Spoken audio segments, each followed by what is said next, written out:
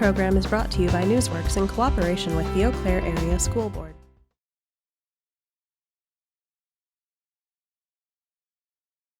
Had what they needed during their Wednesday professional development time on the 18th. We acknowledge specifically the elementary teachers' attention at this time to their student report cards and conferences. I really appreciate the prioritization and extra work those teachers needed to put in before the 30th. They were tremendous, as were the teachers from the other levels as well. On Friday, November 20th, we determined that we needed more up-to-date specific real-time data on staff absences in order to make the best database decisions on December 1st, either to stay virtual or return to the blended model. Our principals and department directors distributed a Qualtrics survey that allowed us to gain that information starting Monday, November 23rd. Thanks to the dedication and skill of Michelle Radke, our Director of Assessment, the survey that she had constructed for me allows us to examine the absence, school, employee group, and length of quarantines of staff anonymously in real time. For example, I know that we have 6 teachers on quarantine and 2 educational assistants in quarantine on the 10th. District administration had examined this data throughout the Thanksgiving break, reached out to select departments and principals for clarification and further examination, consulted with our area health experts from City County Health Department and Prevea, then shared the results of the Qualtrics survey and the impact through December 10th and beyond with the entire system leaders group on Tuesday, December 1st. On that same day, because one, the community data had continued to show promise in fewer overall cases, there were 29 today, and it continued to show a lower positivity rate. Secondly, our overall student and staff numbers with COVID cases and quarantines had dropped each of the previous 3 weeks. And thirdly, our quarantine staff members for December 10th across the entire district were at 13. District administration had determined to return all grades to our blended model. We continue to forward this information with our system leaders on a daily basis, and after speaking with our system leaders, ECASD executive board, and others, I think it will help for me to share this data and structure with our staff going forward. Now, the second component of this report for the progress of our virtual model from the past week, I asked our system leaders to please share the following with me late last week. To please email me a synopsis of your school department preparation for virtual, and then as well as the progress starting on November 30th. I'm not going to read the entire 10-page report. However, I'd like to pick out some responses from each level to share about staff preparation in the first days of 100% virtual learning.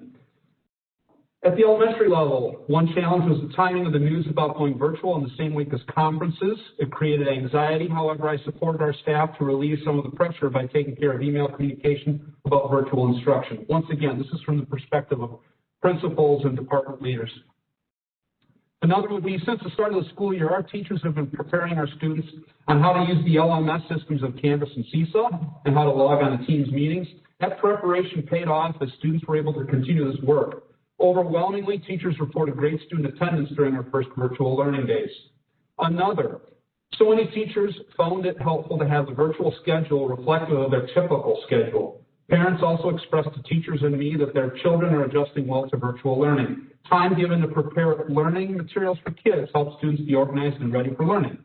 Additionally, teachers and families alike shared that they appreciated the opportunities many students had to work both in small groups with staff for additional support and the autonomy for students to work independently as they could.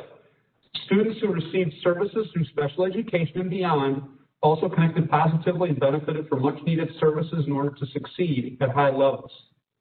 After the first synchronous session of the day on Monday, grade level staff gathered in impromptu meetings in the hallways to share newly learned tips and tricks, sometimes from their students. Here's a little bit from the secondary schools.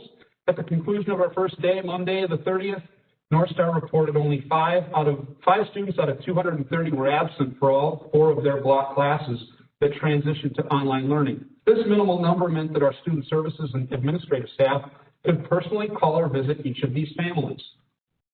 From another, teachers report their days have been successful. In addition to many positive comments, they mentioned minimal hiccups with technology causing a few giggles and acknowledging their own virtual learning curve. Several commented about how slow certain housekeeping class routines can take on a virtual platform. Regarding our first virtual learning day, several core teachers comment that the OnCore staff had prepared our students so well for this transition in a couple of ways. First, the students knew the expectations and features of the 100% virtual classroom. Overall, the success of our transition has come from the staff themselves.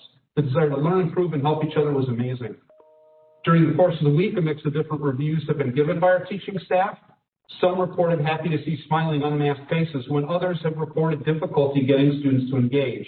While there are still many unknowns, almost all staff can agree we're in a far better place to conduct virtual learning than in the spring. And finally, we were very pleased with the student engagement this week. Staff's prep toward the 100% virtual programming on fall supports that our tech department have been able to provide. If and when we need to pivot again, we will all feel better prepared for certain. And then there are two departments I'd like to highlight with their work. Academic services / teaching and learning. They coordinated with the technology department to offer over 30 professional learning sessions in November to address specific content and instruction requests by teachers and staff, as well as technology needs.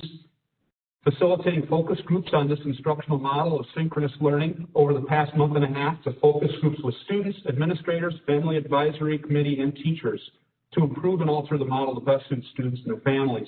And finally, to the technology department. Since November 16th, they had fulfilled over 300 teacher requests for document cameras, web cameras, microphone headsets, iPad stands, you name it. All these items will help our teachers modify their instructional practices to be more effective for virtual learning. And finally, from tech, we found a few locations in our school district that, despite our best efforts, our Verizon hotspots don't perform adequately. We work with these students and families to try different models, contacting Verizon, locating nearest towers, and then having the family locate the hotspot in the window facing the direction of the tower, and providing cellular antennas in an attempt to boost the signal reception. In one case, and this speaks to the dedication of James Martin and his staff, we even sent our field technicians to the student's address and attempted several solutions from the road in front of their house, just in a final attempt to leave no stones unturned.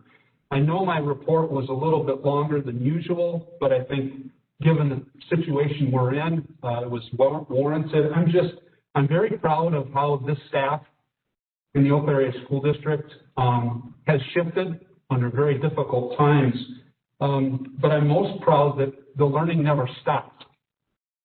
Other districts across the state and across the nation have had to take time off, valuable time off, to then recalibrate and reteach and relearn. And I'm so very proud of our staff that when we announced on the 13th, they were ready to go on the 30th, where once again, the learning did not stop for our students. And I'd like to thank all staff in the Oak Area School District for that. Thank you. Thank you, Superintendent Johnson. I'm sure that I can speak on behalf of the board and say that we greatly appreciate the work that our teachers are doing, and that the learning does not stop. We know that they are the linchpin in making that happen. Moving on to the board president's reports. Over the last 3 weeks, the board has been busy continuing its development of coherent governance. Work groups have been busy drafting operational expectations, governance culture, and finalizing a first draft of board superintendent relations policies. Commissioner Zur, Clements, and I held a meeting with roughly 25 staff and community members to help gather input from the community, with a special focus on hard-to-reach voices as we craft our results policies. Thank you, Commissioner Zur, for shouldering the lion's share of organizing this meeting and our work going forward. I also want to thank all of our ambassadors, as we are calling them, our meeting participants, for their commitment to working with the board and the community to make sure that we hear and amplify voices that have been too often overlooked. And special thanks to Danny Klaskis and Blia Schwan for their insight into making sure that our questions were ready for a wide audience. We could not have done it without you, and we really appreciate your input. As you have noticed recently, the board has been dedicating a portion of our second monthly meetings to work sessions for coherent governance. We'll continue that on once we get through the coherent governance work and shift those over to working on our referendum. But I just wanted to announce tonight that I have recently been in contact with Jan Berg, who is the president of the DeForest School Board. She has agreed to be with us in our January and March work sessions on coherent governance. January will be a question and answer session, and March will focus on how meetings are run under coherent governance. We're really lucky to have partners throughout the state. You know that we had the Chippewa Falls members of the Chippewa Falls School Board to help us, and now we'll have another perspective. This evening, I know the board members, I hope, received a share invitation for a document to post questions in advance for Ms. Berg and any of her colleagues that are going to join her. So we'll be working on that over the next month to have another great work session. And finally, just before our meeting tonight, I was invited to appear at the Wisconsin Public Education Network annual meeting. I was able to share with them the work that ECASD has done, making changes to our policies to increase equity for all students. There was a lot of enthusiasm and excitement, made some connections to some board members over in Milwaukee that we'll hopefully be able to do some partnering with, sharing some ideas. And it was great to be able to, kind of brag about the work that Eau Claire is doing in moving forward and bold steps that I think we have, as a district, have come around to start taking. So that was an opportunity to share, and hopefully that'll continue to grow. We appreciate our partnership with WPEN and the advocacy that they do and the opportunities that they give us to connect. Thank you. At this time, we will move on to our student representatives reports. Tonight, we'll start with our representative from Memorial, Emery Toole. Hello, can you hear me? Yes. All right, I hope you are all doing well. I'll jump right in. From my perspective, it seemed like the transition to fully virtual instruction went relatively well, certainly much better than it did this past spring. I would continue to ask for grace from teachers as students navigate technology issues, and the same in the opposite direction from students towards teachers. As far as the all virtual model, that obviously didn't really change with the move to virtual instruction. As for the district in general, I would encourage you to continue monitoring this epidemic closely. The U.S. has recently surpassed previous records for single-day new cases, deaths, and hospitalizations. This current wave is much, much worse than the one in the spring, when we fully shut down all in-person instruction and activities for nearly 6 months, March through September. Health experts nationwide agree that the full impact of Thanksgiving travel and gatherings is yet to be seen, with Dr. Fauci estimating that it will be another 2 or 3 weeks before we see the full effect of this. I would ask that you take those facts into account as you consider to what extent the district will continue athletics and in-person instruction. With optimistic news from multiple companies about a vaccine, it certainly feels like there may be a light at the end of the tunnel. But I would encourage educators, district staff, families, students, and community members not to become complacent with our efforts to control this virus within our schools and community. Thank you. We'll now move on to our representative from North High, Zoe Wolf. Can you hear me? We can. All right. Good evening, everyone. I hope you all had a great Thanksgiving. Online learning has had its pros and cons. Sticking to the set schedule hours has helped keep everyone on some sort of routine. Also, the teachers seem much more prepared for this closure than the previous one. I truly believe that the teachers are doing as much as they can to get us where we need to be. However, it is difficult for many students to stay focused while being on a meeting for extended periods of time. Most teachers try to stick to keep their lessons around that 20 to 30 time period, but some extend the meeting to the full hour. It is quite hard to stay attentive for the full hour and then having to repeat it throughout the day. Some students can still be successful online. They thrive on the independence, but for many of my peers, online learning is a struggle. Although I do have some good news happening at North.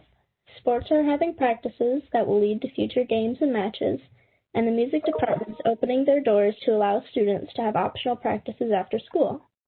Student Council is still planning charity events around the community. They are hosting a giving tree that donates all items to the Beacon House, and planning a winter spectacular event to occur later in the winter season. Thank you. Thank you. We'll now move on to our school board committee reports, starting as always with budget development. Commissioner Harder. Thanks. We met, budget development met on last Friday, and our main point of discussion was the 5-year capital plan, which is going to be presented to the full board here this evening. And we discussed future topics, which there are many potential, and we got quite a few meetings lined up on the calendar now, I see, so there's more to come.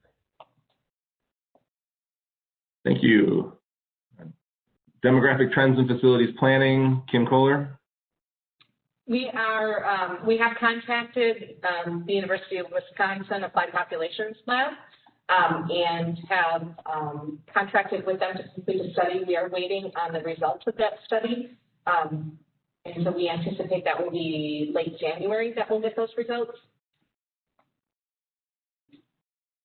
Hey, thank you. LEAP, Jim Schmidt.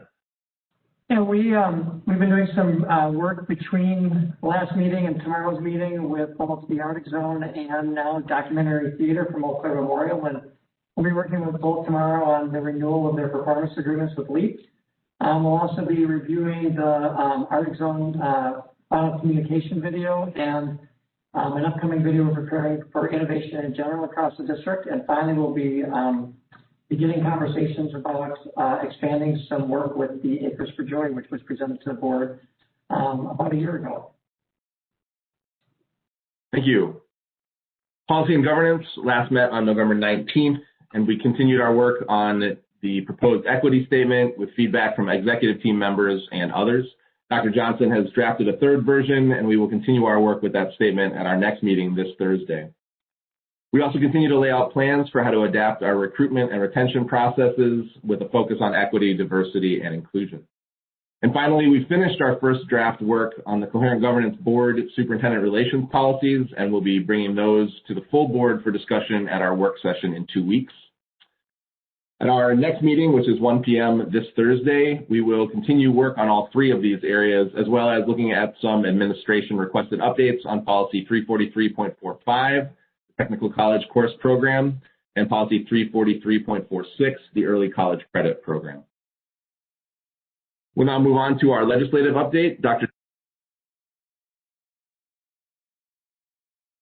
On December 2nd, the Wisconsin Department of Health Services released Geographic Information System maps and corresponding downloadable data tables that break down confirmed COVID-19 cases and deaths by a variety of geographic boundaries, including by municipal and school district boundaries and by zip code.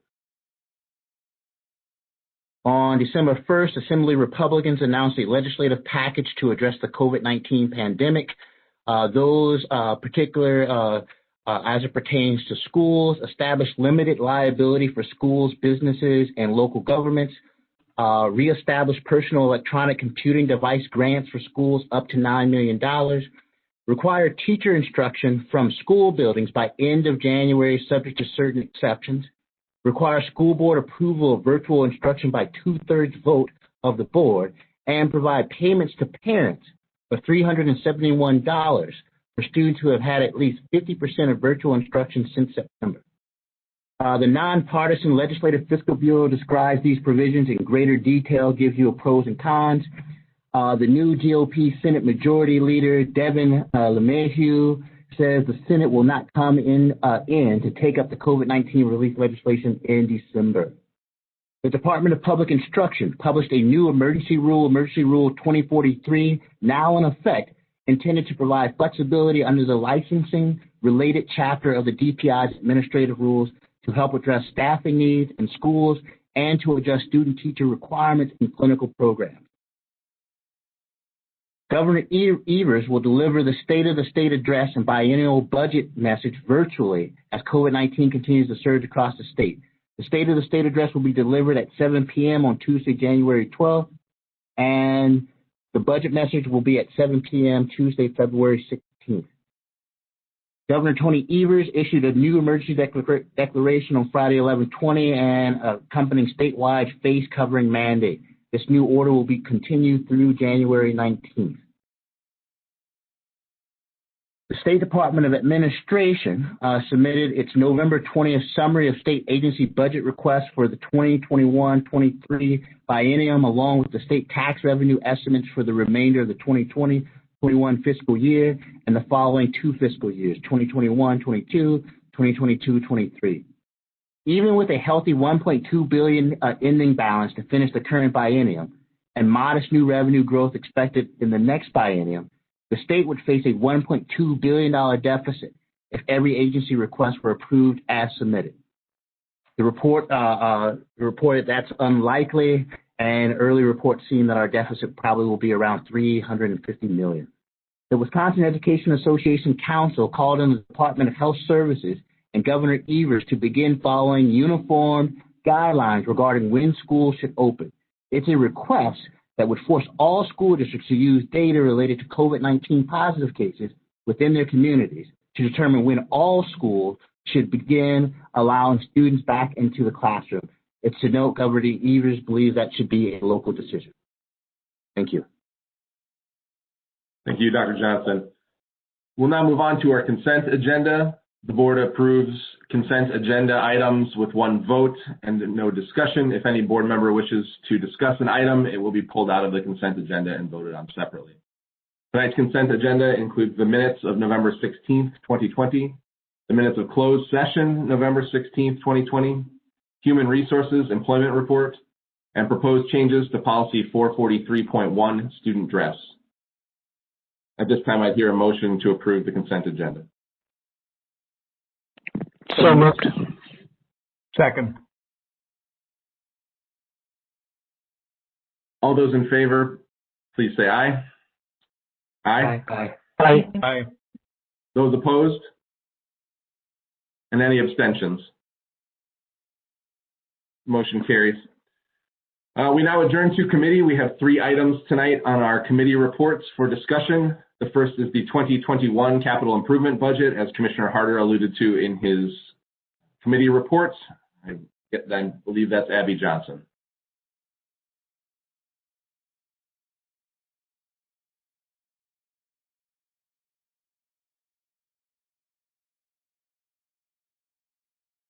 It's actually Daryl Peterson. I believe that this is Daryl Peterson. Yep. Please give me, Daryl. Not a problem. Good evening, everyone. It's a pleasure to be with you this evening. Can everyone hear me? All right.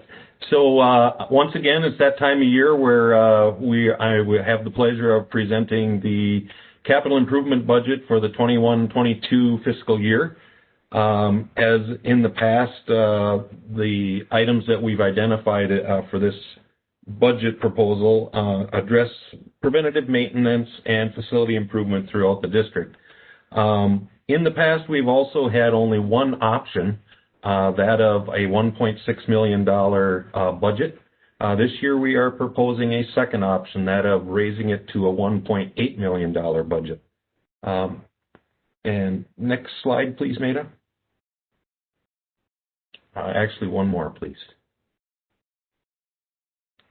One of the reasons for considering raising the budget amount was in doing some research on what items would make the budget. We realized that we had it been setting at a $1.6 million budget since 2008 with no increases, and that by adjusting that 1.6 to meet today's actual costs, we were in an area of about 1.8 at this point in time.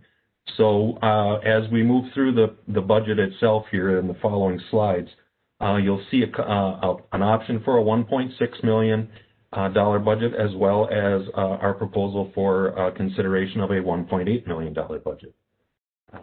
Next slide, Maida. As we look to identify the needs that are in our facilities throughout the district, we look at 3 different areas. We look at the exterior of our buildings, that including site also. We look at interior needs, and then we also look at HVAC, plumbing, electrical type things like that also.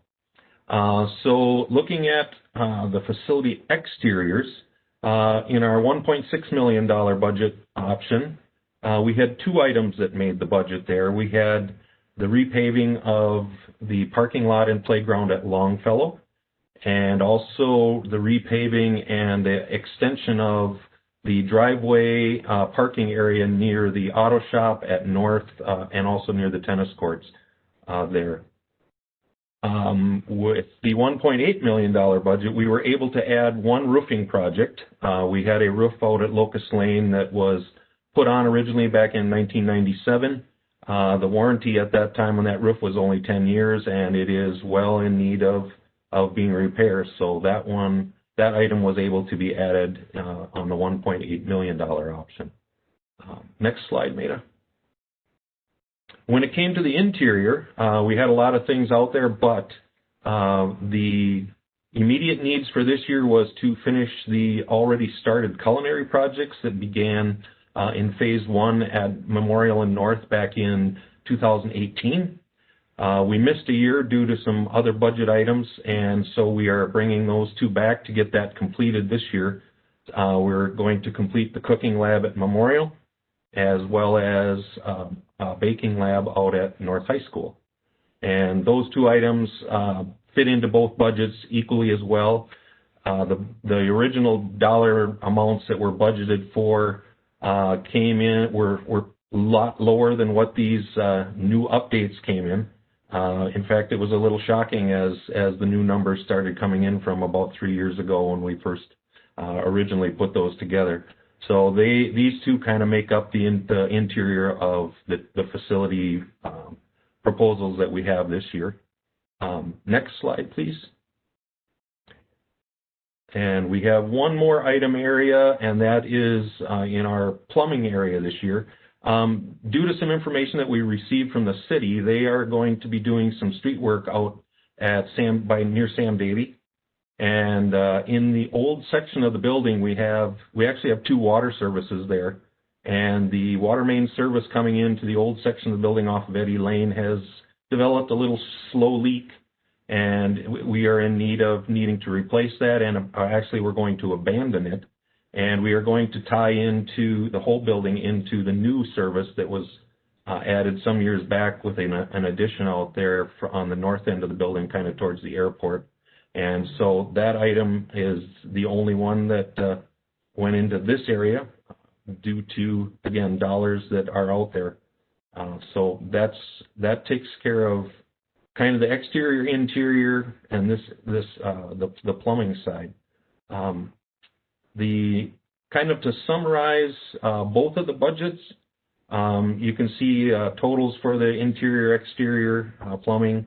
And then in both budget considerations, we also add some dollars in for design of the projects when it gets to the design phase, some health and safety dollars, as well as a contingency fund, just in case. Obviously, we run into things that we can't anticipate, or just costs may go up just a little bit, maybe because of increases out there in materials or labor. So these dollars that you see here are reflected are for those purposes. And then the last slide, please. We also were looking at, for both years, the 21-22, we had high priority. We had 4 other high priority items that we would have liked to have put into the budgets either way. We had 2 HVAC projects, one at the administration building and one at Locust Lane. Those had to be deferred just due to cost. And we also had 2 roofing projects, one at Sam Davy and one at Memorial High School. So the numbers in that first column of high 21-22 high priority are actual numbers as of this year. We also went one step further just to show where we're seeing some deficiencies and lagging behind of being able to keep up with other items that need our attention.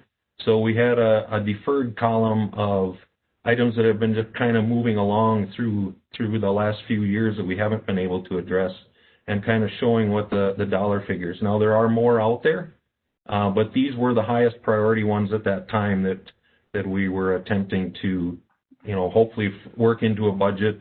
And unfortunately, we fell a little short. So as you can see, we still have some needs out there that hopefully we'll be able to address in the future. So with that, that's the budget proposal that I have for right now. I'd entertain any questions that the board may have. Thank you, Daryl. Comments and questions from board members?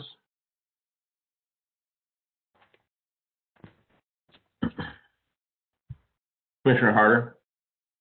Yeah, I'll just say a quick word here since we did discuss this in budget and talked at some length about this, in particular, the slide showing the inflation since 2009, and of course, talking about several recent examples of how much more than that inflation amount construction costs have increased.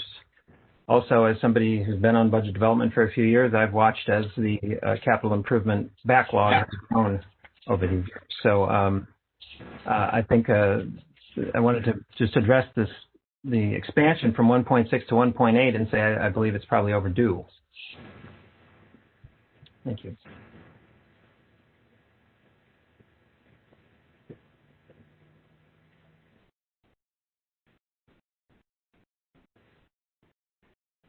Commissioner Lyons? Yeah, I would just echo some of Commissioner Hardin's words there. I think we run the risk of falling even further behind in deferred maintenance, and I think that incrementally we need to move this investment into our facilities up on a fairly regular basis. In looking at some of those deferred maintenance projects, just roofing could really eat up the entire allocation of what we're putting toward facility upgrades, upkeep.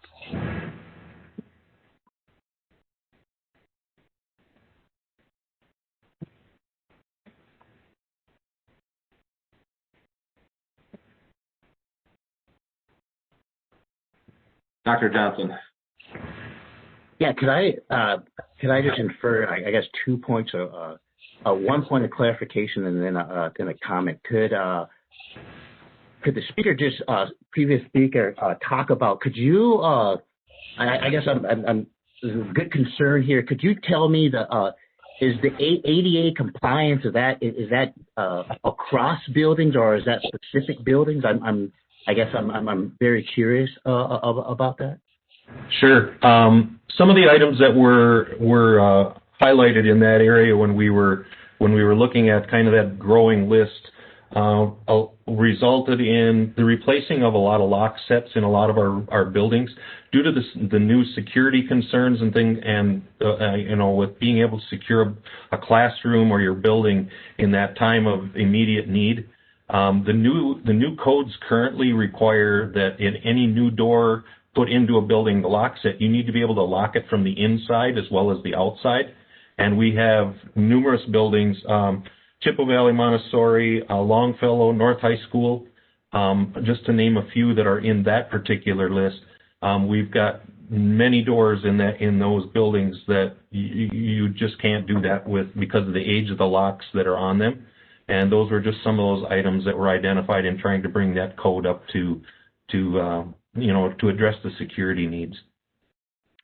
Yeah, well, I guess for me, it's one of those things where I think anything as it pertains to ADA compliance, I think it's unfortunately what happens in a society that views things from an ableistic or ableism view is that it's not essential. But I would argue, as much as I think the current commissioners have spoke about the importance of roofing. I think that the compliance of anything as it pertains to accessibility for a population with disability should be set there. And then the other comment that I would make in terms of discussion in terms of what to prioritize in light of the current pandemic and the necessity to be able to navigate indoor spaces. I think the HVAC system replacement, really aligning kind of where we need to be in terms of indoor air quality should also be at the top of the priority list. Thank you. Thank you.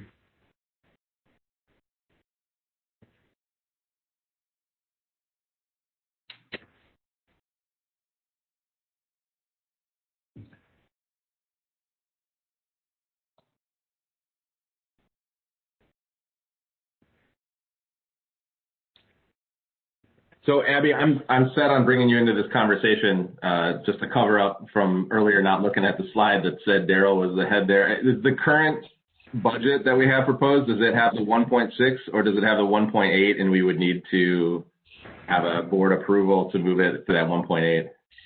Sure. Thanks, Tim, for asking the question. It's a great one. So we haven't built our complete budget for 21-22 yet. And so, you know, as a starting place, I would start with the 2021. I'm off a year, so I apologize. You know, I'd start with what did we have for 2021, which would be the 1.6. But obviously, if the board were to approve the 1.8, that's what we would build into our budget.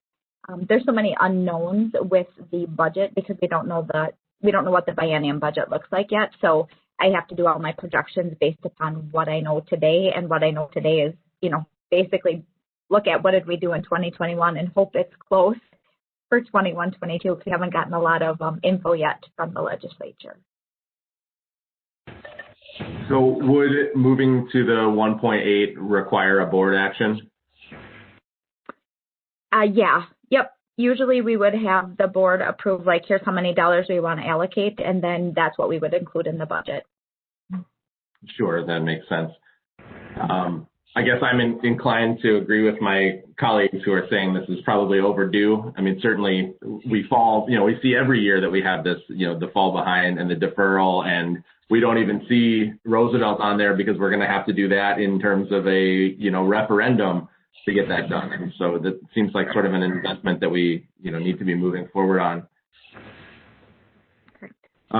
If there are no objections from my colleagues, I would imagine we could put that approval on a consent agenda at a future meeting, or we could discuss it for the 1.8. And we've had an opportunity to share our thoughts on some of the priorities, the ADA or the HVAC from Dr. Johnson.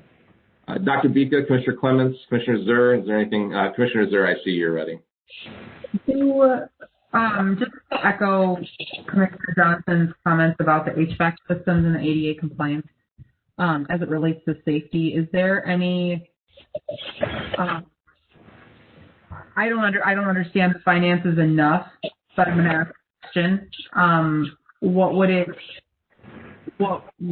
be unprecedented or irresponsible of us to make a one-time increase due to COVID that we would update the HVAC system on top of the proposed budget to improve indoor air quality next year? Or would we choose to not do that? Would that be recommended or desired, or would we want to do it? I'm just going to ask the question.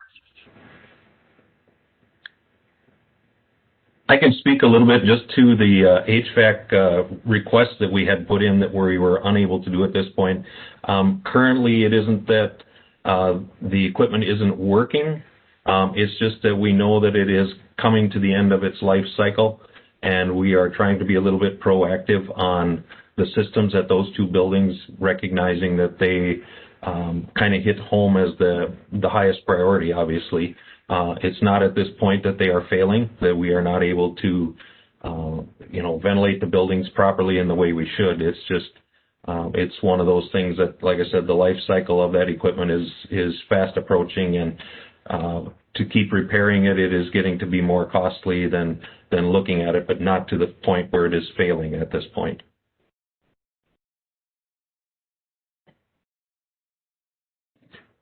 Just to break those down just for you, the project that we deferred over at Locust Lane resulted in a project that semi-started part of it a few years back when we replaced the air conditioning system out there. We didn't completely convert the whole building over, so there are actually two systems there, but the new chiller that was installed at that time was sized to, at some point in time, accommodate the whole building. So that was part of that. The other part of the piece at Locust Lane was actually replacing some of the older air handling units and updating those to current. To again, where the end of that life cycle is coming. But again, none of them are failing at this point or impacting the environmental conditions inside the building at this point in time. But just they're just the higher priorities that need to be looked at sooner than later. And then we had the HVAC system, the air conditioning system at the administration building was the other one on there. Those units have far outlived their life expectancy and are becoming another area where we're running out of the ability to repair them any longer. So obviously, if we had to prioritize one over the other, if it would come to that, I would say that the Locust Lane piece would be maybe priority one. But again, depending on when we do it, it all depends on the condition of them at the point in time where we have the funds to actually move those forward. But I would hope that if in the following budget that these would come back as some pretty high priority needs that would stay in the budget at that point in time. Obviously, to keep deferring them just leads to that potential for more problems and obviously issues with properly ventilating the buildings. So, thank you. That's helpful. You're welcome. Dr. Johnson? Yeah, just another point of clarification, because I don't have a background in facilities.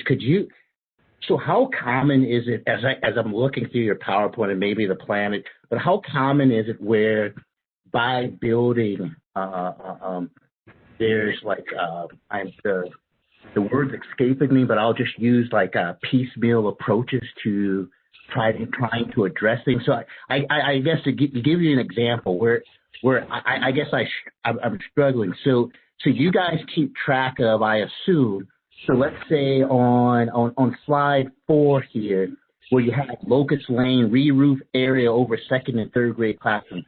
So I'm assuming there's some grand chart that says the rest of the roofing across the first, fourth, and fifth grade area is good until a point, and then this is the area. So in the master plan, is it all kind of piecemeal together, just depending on where funding was available at that particular time? I'm just curious if that's kind of how it works. Sure. What we've done is we have shots of all of the roofs of all the buildings throughout the district, and as we've done certain sections at a time, depending on how funds are available, they all get labeled on the roof plan, so that we know that like I said, in particular, this piece at Locust Lane, we know that original roof was installed in 1997. It had a 10-year warranty, and we know that the other areas have been upgraded since then. And there's always a year given of the actual install, as well as how long the warranty is for each of those. We have that for every building in the district, where you can actually again look at the roof plans and see how that happened.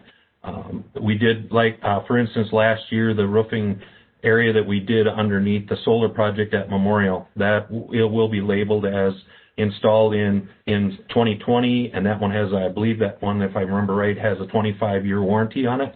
So that will all be indicated when you look at that roof plan, and you'll know exactly that section, installation date and warranty for that. So we have that for every building in the district. Thank you. Mm-hmm.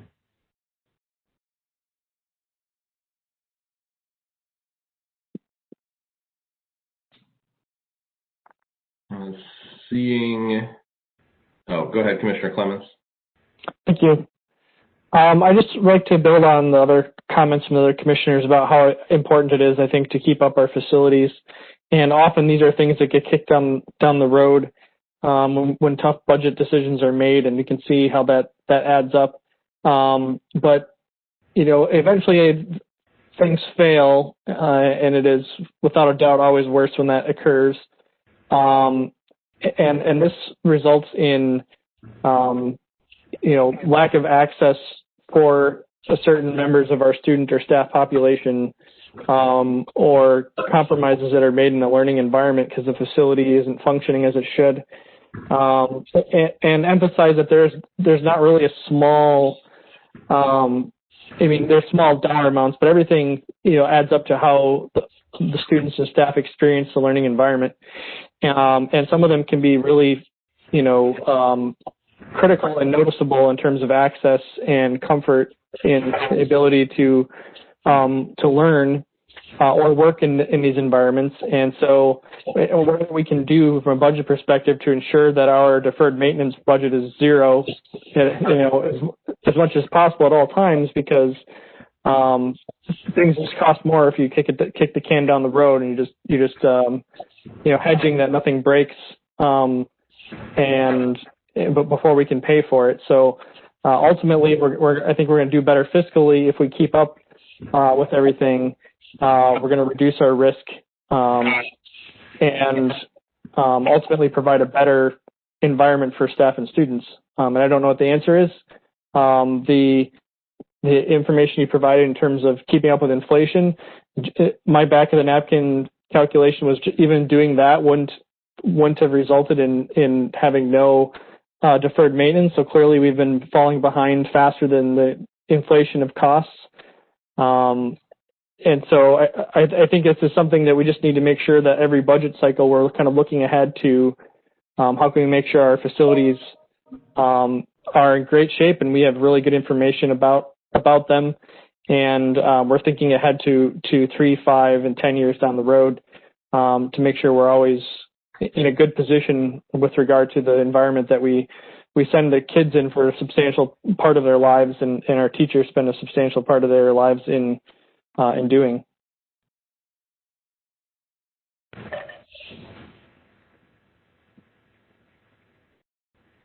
Thank you. Thank you. So unless there are objections, I think we can go ahead and put the increase to 1.8 on the consent agenda for next meeting. And it sounds like the board has an interest in some additional discussion on how we can invest in our deferred maintenance or our maintenance in a better way. Again, I don't know that we had a one answer, but I think we'd like to hear more about that going forward. So at this time, we'll move on to our next item, which is the COVID-19 paid leave proposal, and that is Kay. Thanks much. Good evening, everybody. So the purpose of tonight's presentation is to recommend an ECASD COVID-19 paid leave benefit to cover employee absences related to COVID-19 in the event that new legislation is not passed that would go into effect as of January 1st, 2021. As you can see here, the work that we're going to do tonight aligns with the district's strategic plan under the highly qualified staff area. So the Families First Coronavirus Act, or FFCRA, that you've heard me allude to previously for several months now, is federal legislation that was passed back in April of this year, and it's currently set to expire December 31st of 2020. There's two main parts to this legislation. The first is the emergency sick leave, and the second is expanded FMLA.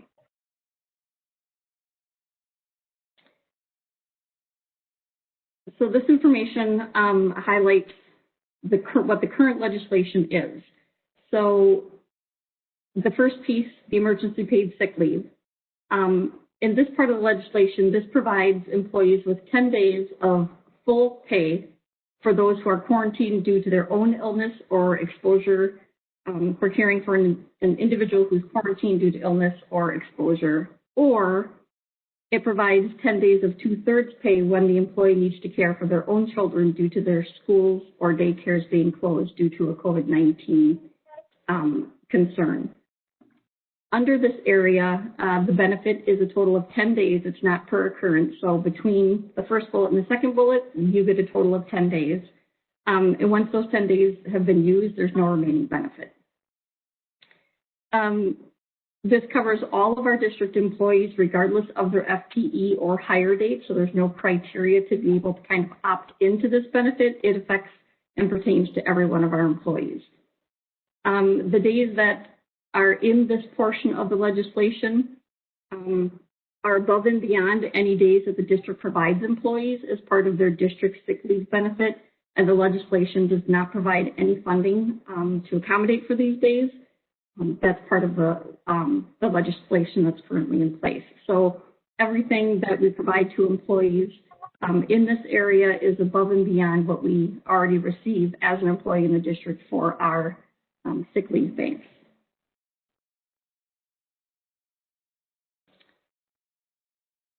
So this is the second part of the legislation, the current legislation, and that's the expanded FMLA. So here, you can see that this provides up to 10 weeks of the 2/3 rate of an employee who needs to care for their child due to the school or daycare closure. And this piece covers all employees in the district who've been employed for at least 30 days and they haven't exhausted their FMLA due to any other reason, including non-COVID-19 related reasons. So for this part of the legislation, the employee would still need to have available time within their normal state or federal FMLA allocation to be able to use this portion of the current legislation.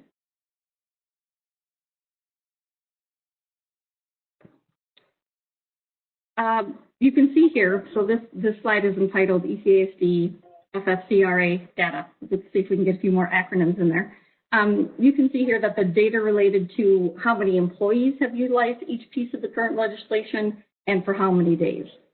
So for example, under emergency paid sick leave, you can see that under the buildings and grounds area, we have 13 employees who've used 100 days. Whereas in the certified employee group, we have 13 employees who've used 156 days.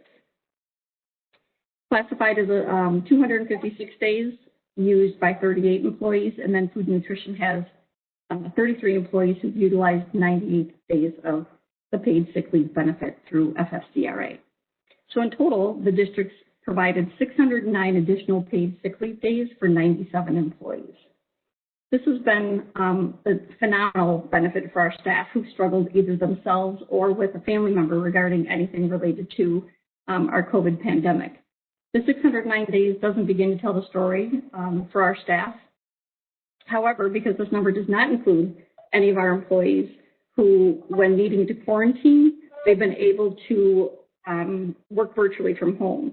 So the flexibility that the district's provided to staff in this area has allowed students to continue to receive instruction from their regular classroom teachers versus a classroom substitute. It's allowed for many staff members who work in office-type positions to be able to continue to conduct the functions of their daily work remotely. And it's overall allowed the normal operations of the district to go uninterrupted in most cases. So if the district were not able to accommodate that flexibility, the 609 number that you see on the screen would be astronomically higher.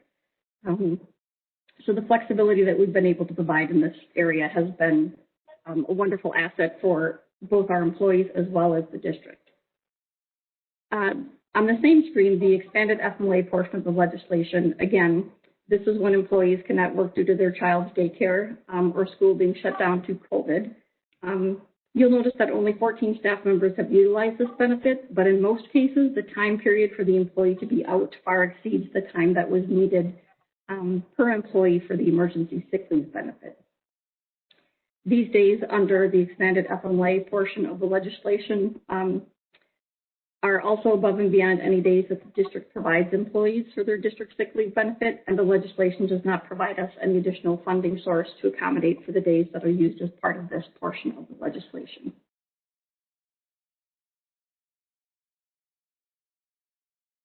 So, going forward, what we would like to propose is that with the current legislation set to expire at the end of this month, the end of December, administration believes that it's critical that the district continues to have an additional benefit in place to assist our staff if quarantined due to COVID-19.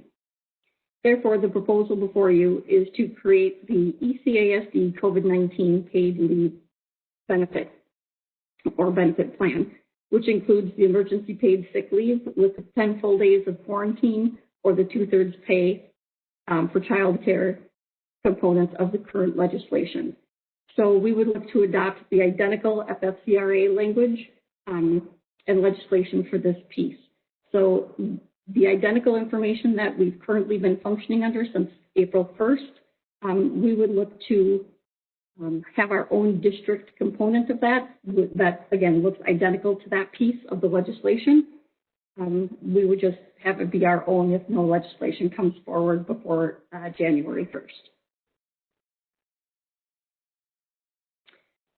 The portion of the current legislation that we are not recommending for continuation under our new ECSD COVID-19 paid leave plan is the expanded FMLA component.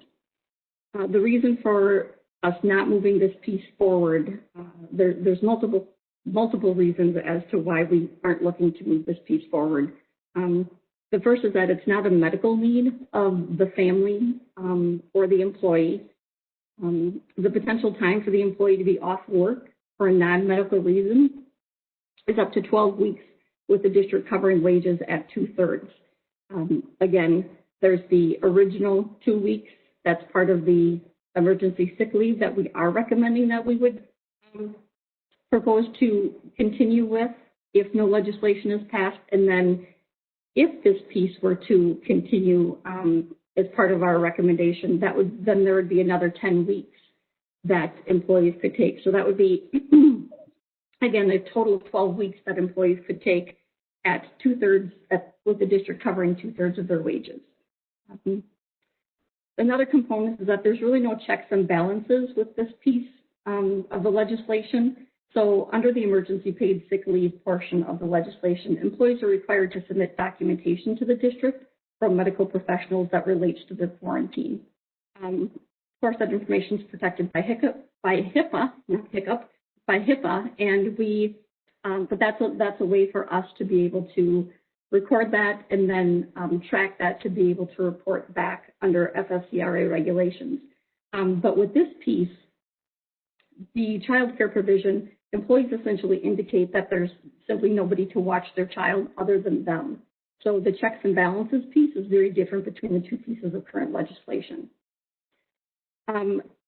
What would be available to employees under our proposal would be that if they were in this situation, they would first have access to the emergency sick leave days under our proposal. So again, as you had seen in that first slide regarding the proposal, they could use those 10 days for the child care piece at 2/3. So that would be the first option for anybody in this situation. We would also look to see if there's the potential for the employee to work virtually, just like we've done all along under this piece, which goes back to the 609 days and the reason for it only being 609 days. If there's no virtual work available for that position, and they didn't have the 10 days available, or they chose not to use the 10 days, they have the potential to use their own personal leave balances. Keep in mind that, as district employees, we get personal leave balances every year. And I don't mean personal leave, like I get personal leave, but my own personal leave balances. So I get sick leave and personal days, and some positions get vacation days. So that would be another component. And then if none of those things work for the employee and they absolutely had to be out, then there would always be the option to take a leave of absence until their child's school or daycare were open for them to be able to go back to work.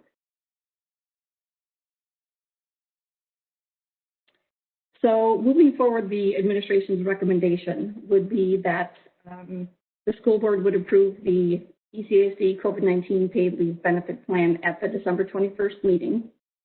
And along with that recommendation, it would include that these kind of last two components, that in the event that that new legislation is passed by December 31st of 2020, that would provide employees COVID-19 paid leave benefits, the district's proposed or approved ECASD COVID-19 paid leave plan would become null and void.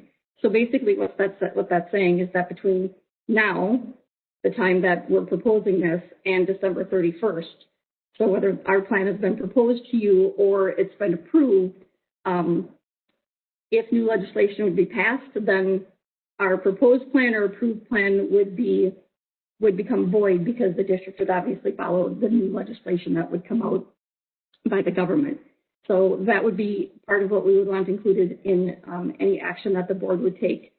And then the second piece there indicates that if any new legislation would come out after any board approval of our plan, and the plan has already been implemented, so we're already in January, and employees have already started taking advantage of the district's new plan for this benefit, and at that point in time, there would be legislation that would be approved, that any benefit that the employee would use from the district's plan would then be deducted from the legislation's plan.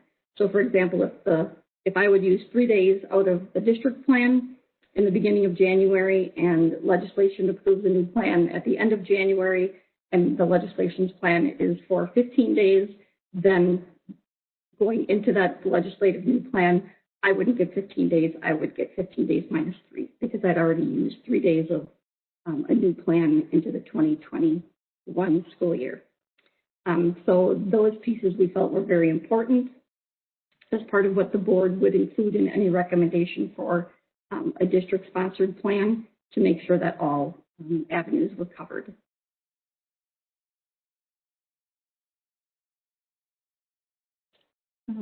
So can I answer any questions for anybody?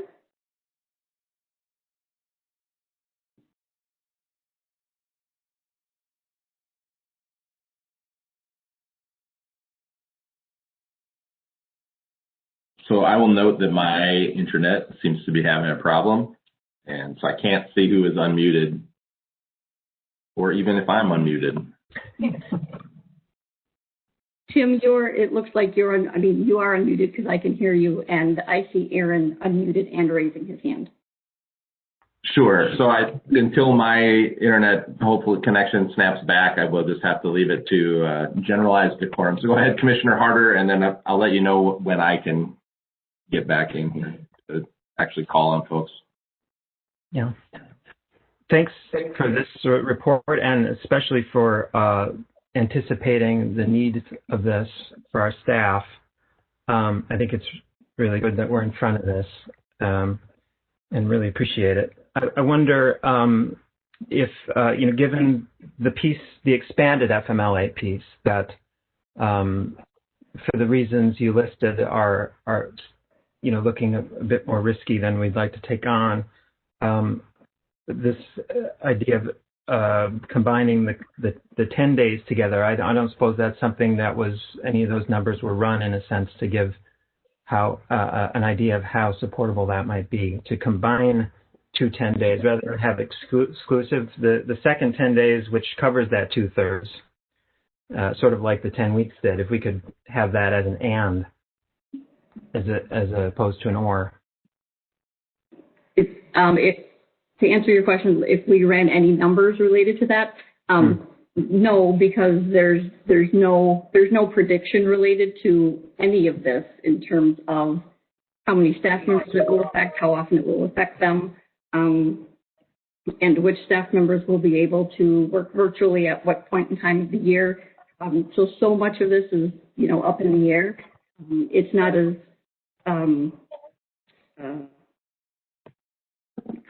clean cut as some things where we can say, okay, here's the comparables, and right. Have Abby do a cost out for us and say, boom, here's what this will cost the district if we do X, Y, and Z.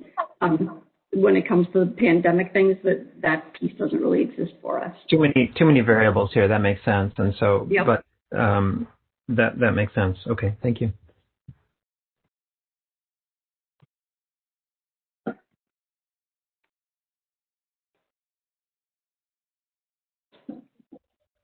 Phil? Thank you, Kate. I'm going to have to, sorry, Phil, to jump on top of it. I'm going to have to, I think, reboot this. So I'll be out and back in. And so you guys can continue the discussion. I'll hopefully be back shortly.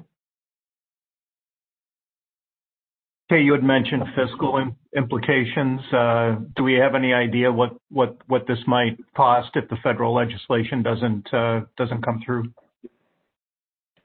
You mean what we're recommending? Yeah. No, again, simply similar to the response that I provided to Aaron, not knowing which employees would need to take advantage of the 10 days and for how long they would need it.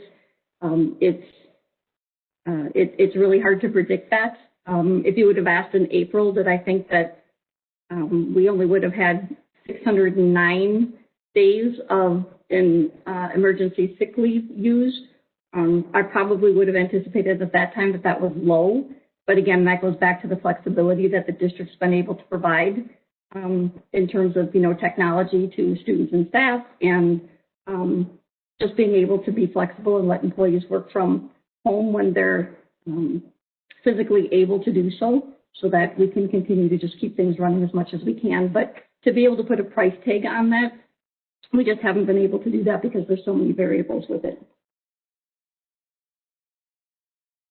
See if I can add too, it's really hard to predict because, you know, we've had this in place since April, and obviously it's ebbed and flowed throughout the whole time. And so we can estimate, you know, and get reasonably close to what we spent for that time frame, but who knows if the next 6 months is going to be exactly the same as the previous. So that's just another layer of challenge for us as well.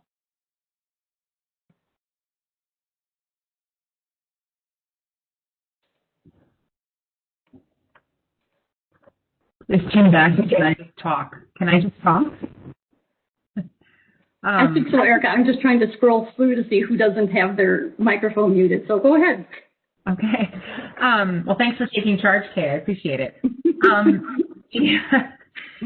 So I think that I would, you know, echo Commissioner Harder. I'm thinking about parents, you know, who are staff members in our district who may have, you know, children at home who require some additional supports when their facility is closed for whatever reason, whether those are, you know, students with disabilities or, you know, have, you know, learning challenges that need, you know, a more one-on-one type of situation. I don't want our teachers and our staff to feel like once the federal relief runs out that their children would potentially be without support if schools were closed, or that those staff members' classrooms and the students that they're charged with would suffer because the staff members are, you know, trying to balance the responsibilities of their home life against, you know, the education of their students. And so I'm inclined to want to turn that or into an and to give our staff the option to have those days. And it seems like, it doesn't seem like staff members are abusing that. And when looking at the data that's presented, it's significantly less in that request category. And I don't think that I would, you know, believe that they would not abuse it. And so I'm inclined to continue to offer something in the way of support for our staff members whose children might be at home or they have to care for somebody who can't go to, you know, a care facility outside of the home. That's my inclination as well.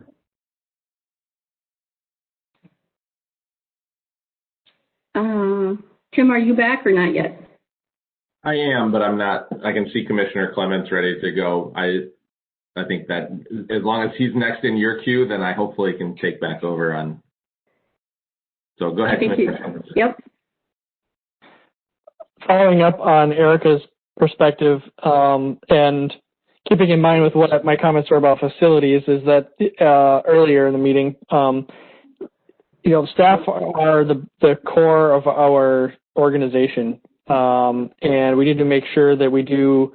We need to be, you know, careful, but I think we need to do right by them, especially in times like this, and that everyone is making incredibly difficult decisions, balancing their professional obligations and those of their family. And as was mentioned, it does not appear that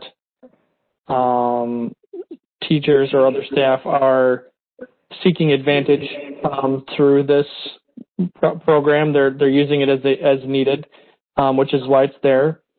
And therefore, I would be inclined to suggest that we provide that as a benefit, so that our teachers who are out there as essential workers, you know, have some modicum of support. And this is a very small, I think, but meaningful thing that we can do to ensure that we support our teachers in these very difficult times, and so that they perform well for our kids, as well as do best by their families.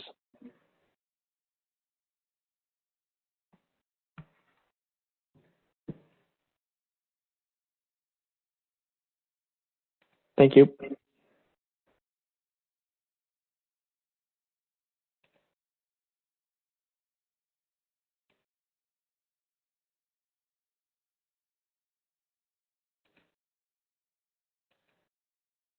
I don't know that I see anybody else with. Oh, or Yeah, Phil? if I could just go ahead. So if I'm looking at this, am I reading this table correctly and doing a little bit of division here? So it appears that it is just it looks like it's just the certified staff with the division that's actually gone over that kind of 10-day component. If we look as it relates to averages, it looks like, because the second most, it would be like the buildings and grounds crew, but it appears that the certified are the only ones that went over that 10-day, the total 10-day, regardless of how you look at it. And so the point that was made in the slide number 4, where the benefit is 10 days total, and some of the other commissioners are asking, and so that would be 20 days total. Could it be 20 days total, or you're just saying it's not either or, it's just one or both? It's just both 10 days. That's the max that everyone receives, correct? Correct. As the legislation is right now, what we've been living under since April is it's either 10 days of the full pay for being quarantined, or it's 10 days of the 2/3 pay if you need to be home due to childcare, or it's a combination of the two. But the limit is 10 days total. The limit is 10 days. And what's the determination of how? The determination in terms of how one transitions, is that just self-reported? Is that kind of how you determine how individuals potentially say, because you were saying it could be in combination, so 4 days of full pay and then the other 6 days could be 2/3 pay? What's the determination there? How do you guys determine that? So for the first bullet, the 10 days of full pay due to quarantine or caring for another individual. So there are cases where you might be put on quarantine initially, and then through the process, maybe you're only quarantined for, 2 days, and then you find out that you don't need to quarantine anymore for whatever the purpose. Like your quarantine gets cut way back from whatever it was originally indicated. I'm just making numbers up, but then maybe you've only used 2 days out of that first bullet, and then your child's daycare gets shut down, and now you have 8 days remaining out of this portion of the legislation where you can take those remaining 8 days for the second bulleted purpose, and then those are paid for at 2/3 of your rate versus the full payment of the first bullet. Thank you for that clarification. Sure.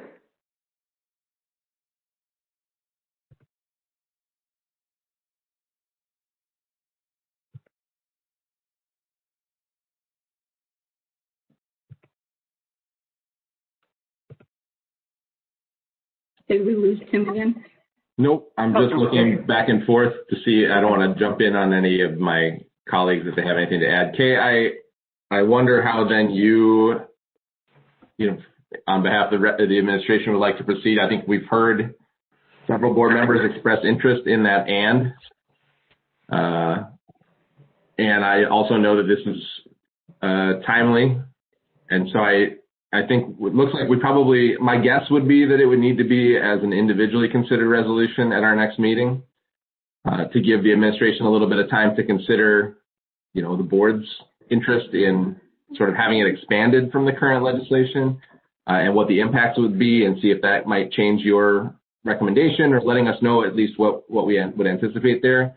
And then we would still have the opportunity to act on it. But I don't know how you'd like to proceed then, given the conversation tonight.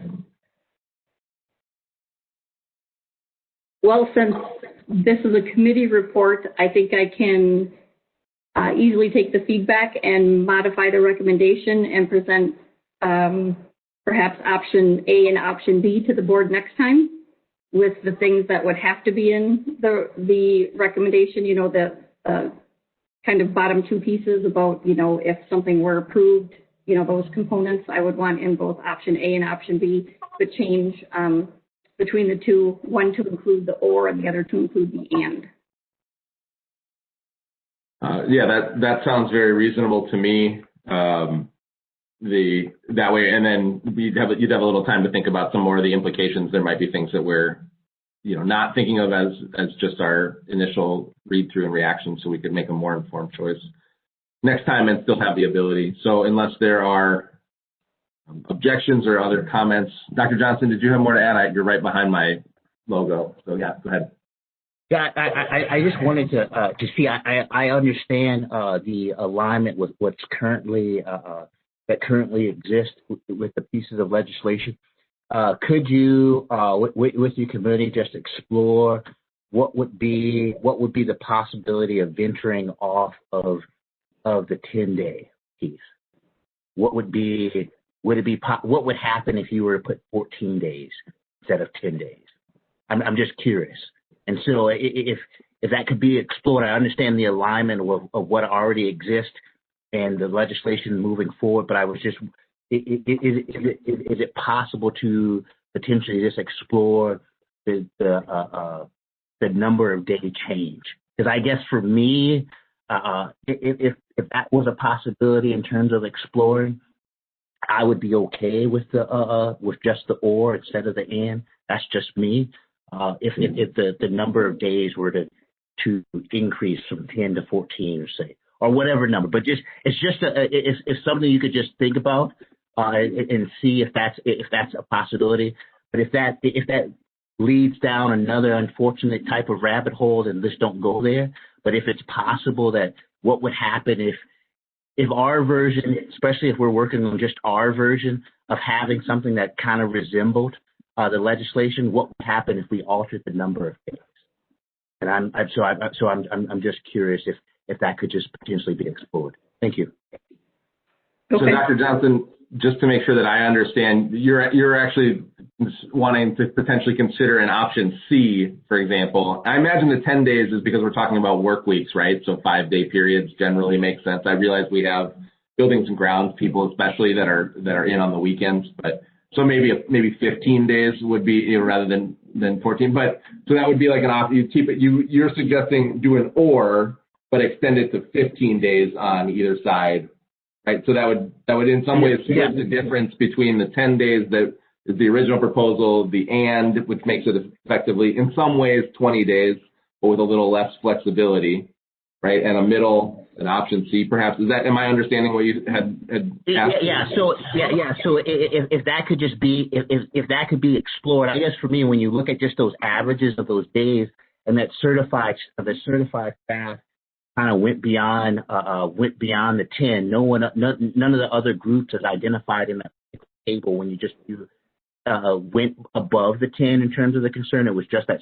So for me, if it could be 15, you know, so it would be a C. So as it presently is presented to us with the and, as suggested by some of the fellow commissioners, and then if possibly exploring adding the additional 15, the number could be 15. So just kind of just C. And obviously, if legislation was passed, all of this would be null and void anyways. And we would just go back to what's currently being had, and it becomes a moot issue. So thank you. Dr. Bika.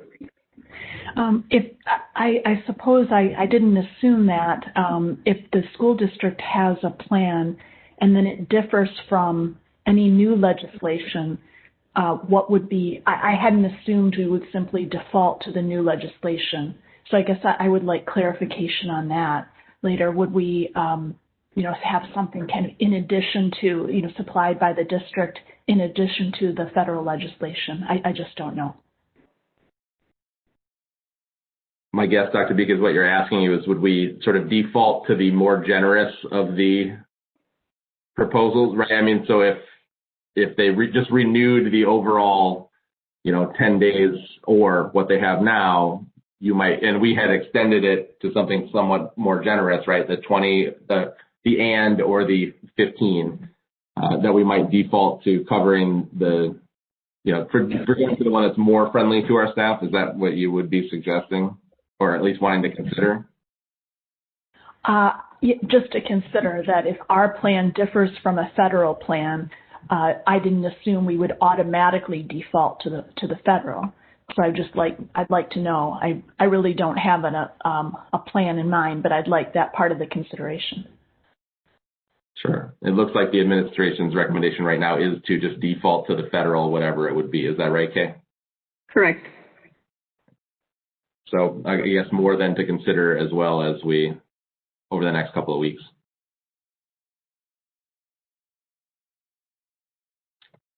Just trying to flip through to make sure. All right, so I think we have a plan going forward to the meeting on the 21st. We'll include that on the agenda for next time, and we'll move on to our final agenda item for tonight, the McKinley Charter School Contract Renewal Report. That is Pete Riley, principal at McKinley, I believe.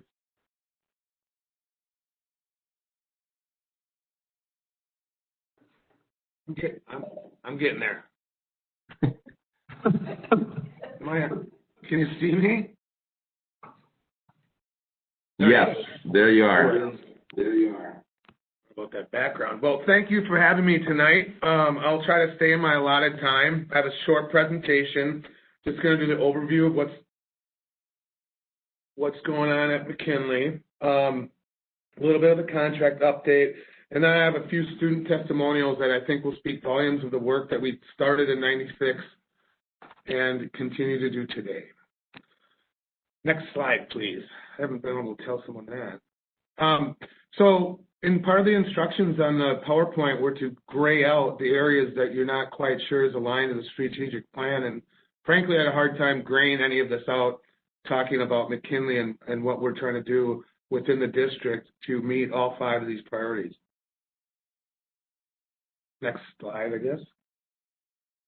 So a little bit of history. So we opened in 1996, and I'll run through the components at the bottom there, but we've served over 5,000 students just on site here. And on site, we have 2 components. And then another highlight would be that we have a total of 1,981 graduates since starting to award diplomas in 1998. And I think I'm pretty proud of this stat too, is that McKinley employs, or the district employs 17 staff for McKinley, excluding administrative assistant and support staff, teachers, a counselor, and myself. And so there's 17 staff, and if you look at the average longevity of the staff that are currently employed, on average, the staff has been here for at least 14 years. That is included in 2 veteran 23-year staff that retired less than 2 years ago. So we have a couple low numbers that we're working in that average, and I just think that really does say volumes for the staff that's in the district and at McKinley. Okay, so I'm not sure if you're familiar, but these are the components that fall under the McKinley umbrella. So on site, we have a credit component, which is about 24 to 30 kids at a time, depending on how many are on site, especially with COVID and the instructional virtual model. Those kids are 7th grade through 12th grade. They're still progressing down a path to earn all the high school credits you would through North Memorial once you're in the high school, 23.5 credits. About 3 years ago, and the history of how the program has evolved with the credit component is originally when we started 20-some years ago, we kind of allotted 8 middle school spots and 16 high school spots. And kind of over the years, the middle school kids, went up into the high school and took up some of those seats, and then kind of shortchanged some of the middle school spots over the years. And So just putting the heads together a little bit, about 3 years ago, I started with others on the McKinley board and my staff is to serve a small population of pretty much 7th and 8th grade middle school students that have some serious anxiety issues on walking in buildings and listening to other middle school principals. Like, we do need to come up with, you know, McKinley's middle school program kind of dissipated. So what can we provide in the district? So about 3 years ago, we actually started by partnering with the Eau Claire Music School and located a small number, there was never more than a dozen, if that, in their basement, and kind of reconnect the kids to get into a routine of leaving their bedrooms and getting into school setting. Well, after a bit, some opportunity came up to move that programming down to the Boys and Girls Club, much bigger, brighter space. And then as of March of last year, we just pulled those guys up here and we're serving the TLC, which means the Learning Center. We're serving those, we just blended them back in. It's working fine. It's working well, and those parents are just surprised every time I talk to them about what kind of changes they've seen in their own children.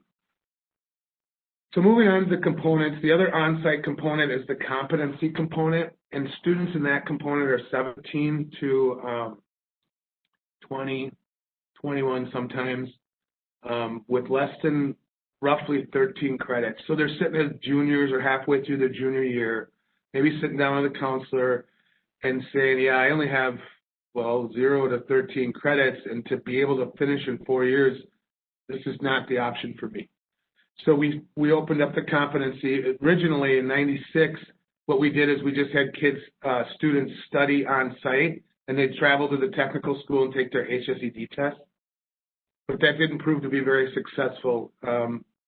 You know, students struggled to get there. If they got there and they were 5 minutes late and the doors were closed because it's a testing site, they kind of got discouraged and felt like giving up. So we adopted our own standardized test, the Stanford Achievement Series, and it's a 10th edition. And so we have about 158 students in that as of today. And those kids passed standardized tests in the 5 major subject areas: reading, language, math, social studies, and science. And they have the citizenship test requirement, civics requirement, employability, and health. And we developed our own health units and kind of get to the, when we first started, if you go in your HSE program at the tech, you can transfer in a half credit of health, so you don't have to do the health requirement. But years ago, probably 10 plus, we decided to implement our own health curriculum to really get to the crux of the matter with these young adults and depression and AODA and healthy relationships and sleep patterns, things like that. So that's a pretty proud addition. The next component that we have staff in that I oversee is the Eau Claire Regional Detention Center, which is down at the government building, which they call Juvie. We serve roughly 200 some kids a year. It's been up to at least at 300, but right now it's been about 200. Counties are trying to get away from probably putting kids in juvenile detention. But there's 2 programs that kind of run in the detention center. One's long-term, so juveniles are being sentenced to about a year in juvenile detention. So that's been going on about 4 or 5 years, and since that change, we've had a full-time staff and support staff in there just handling those long-term kids, because most of them are credit deficient, so they need a lot of support. It is a captive audience, so our attendance is pretty good. And then we have a short-term programming that is about 12 kids at a time. The Eau Claire Regional Detention Center covers 23 counties in the northwest part of the state. And there's 24 beds in there. And then we also have one of my teachers in competency. Oh, you can't see my mouse. One of my teachers in competency also was going into county jail about 4 days a week for half days, serving students under the age of 21 that just need to continue or pursue a high school diploma. And depending on where they were with their education, we might set them up with to complete their 23.5 credits, or it might be appropriate to set them up into the competency requirements with the testing and the studying of that. I guess to continue, let's go to the next slide. So I did speak with Superintendent Johnson, and my board meets on this Thursday, and so the contract is up for renewal. There weren't really any major changes in the contract. The process for a contract, for a chartered contract, is first the DPI wants me to send it to them because they have a list of 21 benchmarks, and I kind of lay out where they are in the contract. They review it to make sure they're all there, and then I got that to them. It was a pretty good turnaround for them. Well, for anybody actually, but there was only 5 benchmarks that they had some questions on. I've had a couple phone calls into them, so I discussed this to possibly, like, I don't think there should be a vote right now on the contract renewal. I need to sum up some language, and it was kind of little things like one of the benchmarks said that it would outline the manner in which administrative services would be provided, and then I kind of commented back, and I have a call in. It's like, well, it does tell you that there's an administrator in charge, but it doesn't say a 1-point FTE on site, and I think they're looking for a little more specifics on that. So just nothing too alarming at all. One of the benchmarks is that it wasn't signed by either board, but that's to be expected. So we really only have 4 things I got to get clarification on, and then I'll turn that around to my board on Thursday, or the McKinley Governance Board on Thursday, and then hopefully get back on your agenda. Again, this contract goes through June of 2021. The one, I guess, biggest change is that my McKinley board would like to recommend changing it from a 2-year contract to a 5-year contract. And for the most part, I think it's in the benchmarks, it says it should be no more than 5 years. I couldn't recall exactly why we jumped down to 2 years last time, but we did. And again, there's time for questions after my next slide and a couple quick student testimonials, but I want you to know that obviously I'm available for other conversations at any time. So can we try, cross your fingers, to run this next slide, which have 2 testimonials. And the first testimonial is from a student named Landis Woodford. Last year, 2019, I had Leadership Eau Claire up to the building, and I got Landis, who's one of my first students when I started here 23 years ago, and he was probably 7th grade, so he's probably 12, and he stayed with us till he graduated. And so he was 12, I was probably, 24. I was less than 10 years older than he was, or 10 years, maybe plus. So he's got a real nice message, and so he graduated in 2004. And then I also have a 2019 graduate on the next slide, the next video. They're 4 or 5 minutes. I'd really like to get it in because this truly speaks volumes to where we started, why we started, what we've done for 20 plus years, and the work that we really do is captured in this. And I pray that you can hear it, see it. Let it rip, I guess. Well, I'm going to my speaker,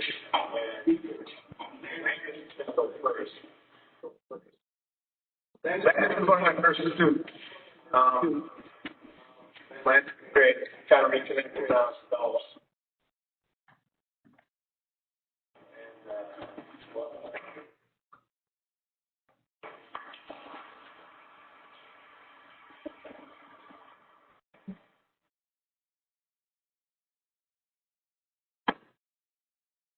I guess I'll tell you a little bit more. So we're at a group of players and other cities periodically for those back over.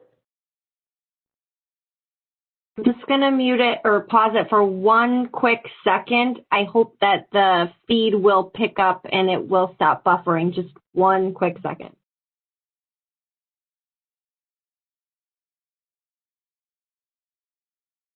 I think if the executive room could mute, there we go. We won't get feedback.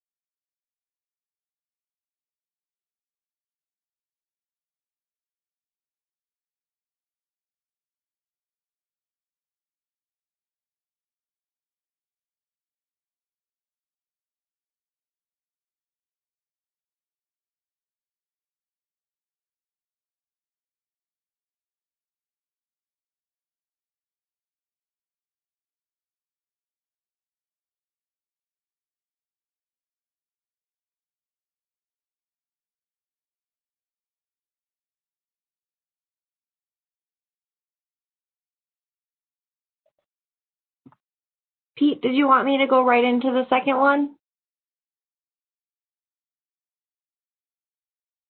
Sounds good. I'd love it.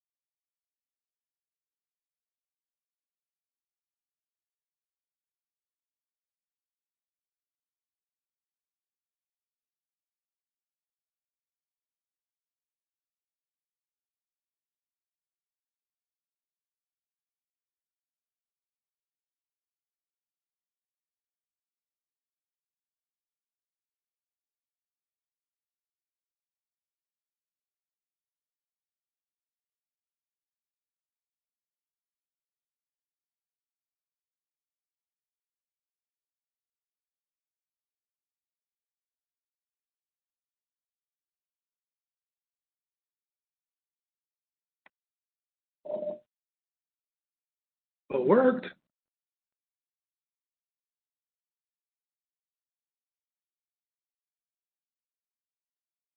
So I hope you can hear me. That's who we are.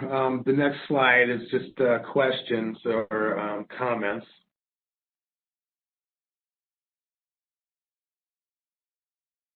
Well, Pete, thank you for bringing us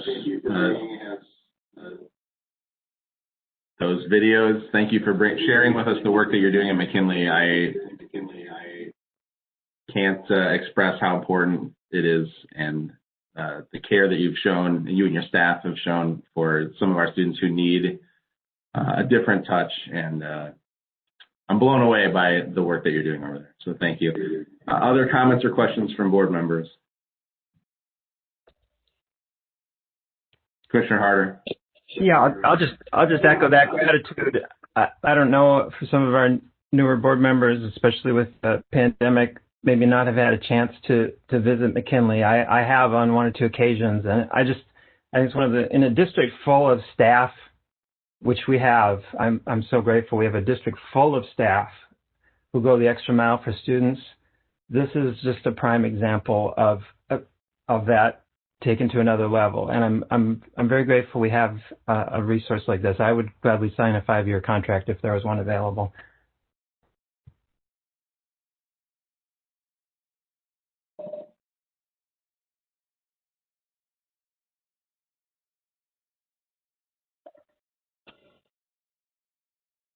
Commissioner Zer.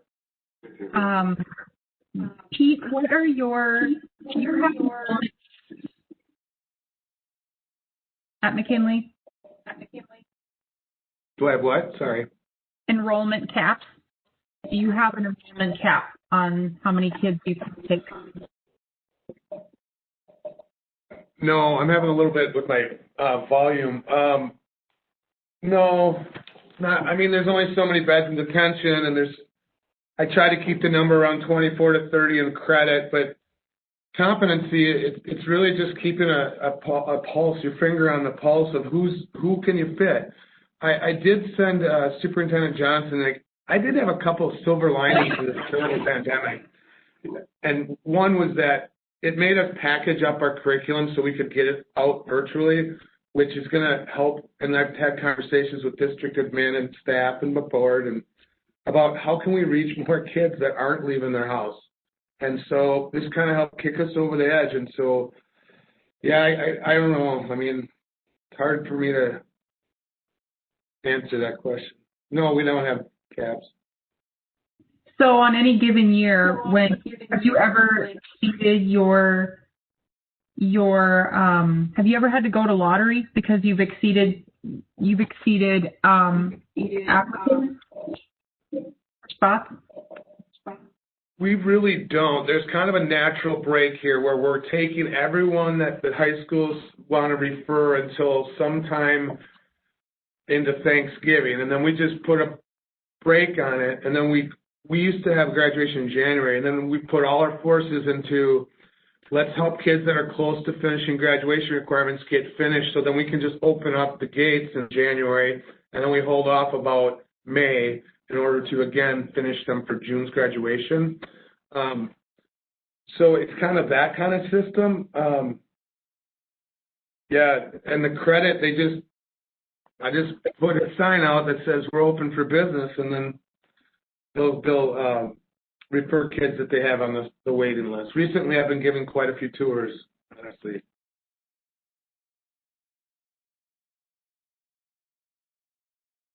I guess no, you were not muted. I was trying to come up with an articulate response for you. And, I had the privilege of attending, I'm just going to cry because I just think what the work that you do is so tremendous. And I thought that for many years. And I think it began, I attended a training that you had with your staff out at McKinley. This is 4 years ago or something now. And I sat at a table with the staff that work at the detention center. And I've just never met such amazing, wonderful people who do such good work for kids. And I've never attended a professional development quite like that, where it was all about personalizing it down to, it doesn't matter how we reach kids, we're going to reach them and we're going to get them, and we're going to, if we have to go to their house and we got to go in and we got to talk to their parents and we've got to, you know, help them raise their children, then we're going to help them. And I desperately want that for every kid that needs it in our district. And there's this part of me that wants to just make McKinley bigger so it can take all the kids that could ever possibly need it. And there's this other part of me that wants to say and scream it from the rooftops that I really wish kids didn't get to the point where they felt like they weren't seen or heard, and that they had to come, and not that I don't want them to see you, but that they have to come to you to be seen and heard. And I just want to thank you for being that. And I want to challenge our district to make it so that those stories are not as frequent or as needed, and to give you every ounce and drop of support that we possibly can. And I would be more than happy to sign a 5-year contract tonight. Thank you for those kind words, and thanks all the rest of the board members for their nice things. I'll definitely pass it on to my staff. They do deserve it. And thank you for the support.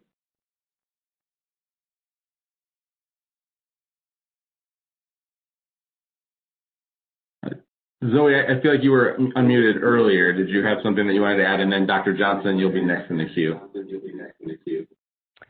Yeah, I just had a question if there was a student representative position available to the McKinley students as well. We have been on this side of the invite for something like that, and we just haven't been able to fulfill it yet. We need you out here recruiting, I think. All right, because I'd only heard about this position last year, but I haven't heard like a single thing about a McKinley student, and I wasn't sure. I mean, I figured it would be available, but I thought I'd just ask to make sure it's for everyone in the district. It is.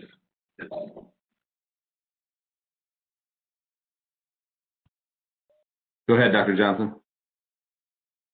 Yeah. So when the contract discussion comes up, could I just would like to request, can we get some historical context in terms of have the contract durations, have they fluctuated, or have they always been or have they been longer before? I guess could I be provided some context to kind of how this works?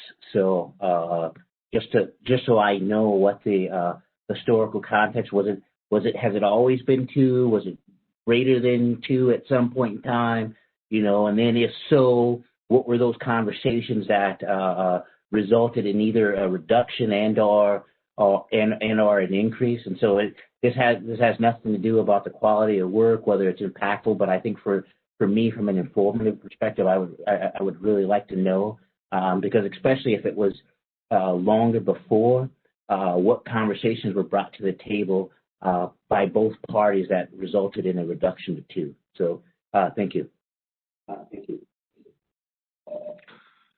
So I can bring up some history exactly, because since '96, every year has been 5 years except the last renewal.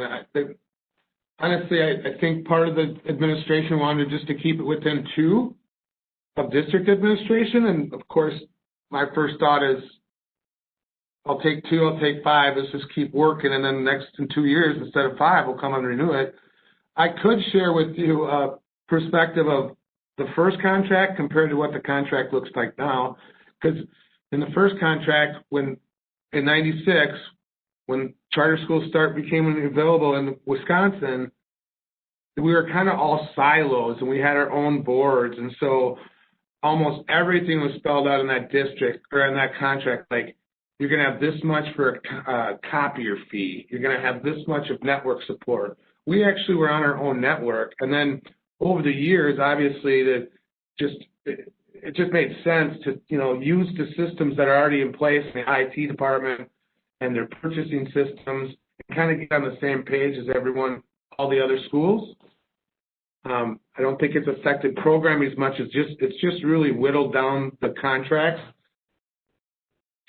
you're interested in that, I can share that.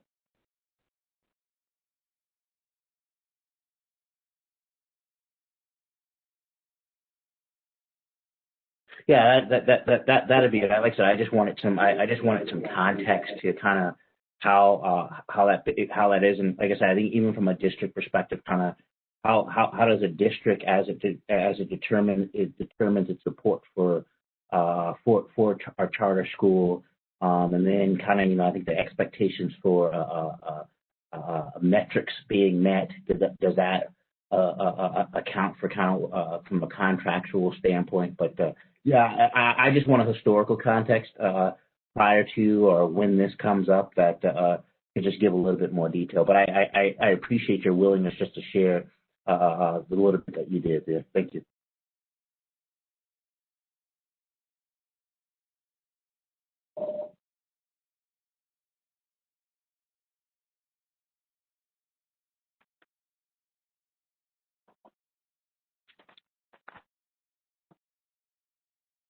Okay, well, thank you again, Pete, for sharing with us tonight. It sounded like you have a few just minor adjustments that you need to make with the DPI and the charter board, and then we'll look forward to seeing that contract when it comes back to us, and we'll be ready to move forward.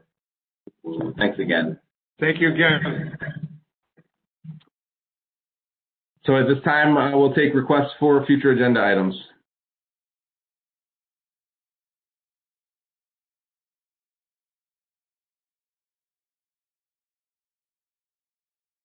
And seeing none, we will hold our next meeting December 21st, regular time and place. We will have a work session at that meeting. We will return to the board in its blended model, since our schools will be meeting in their blended model.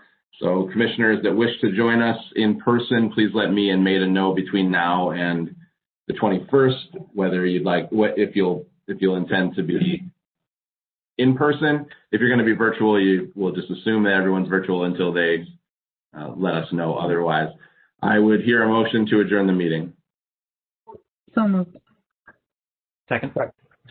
All those in favor? Aye. Aye. And opposed? All right, thanks everyone. Agenda setting is 8 a.m. tomorrow.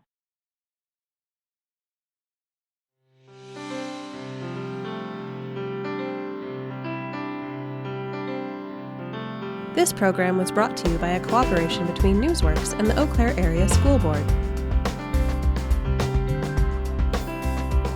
Newsworks is made possible by continuing community support. If you would like to volunteer or make a donation, please contact us via phone at 715-839-5067 or online at valleymediaworks.org.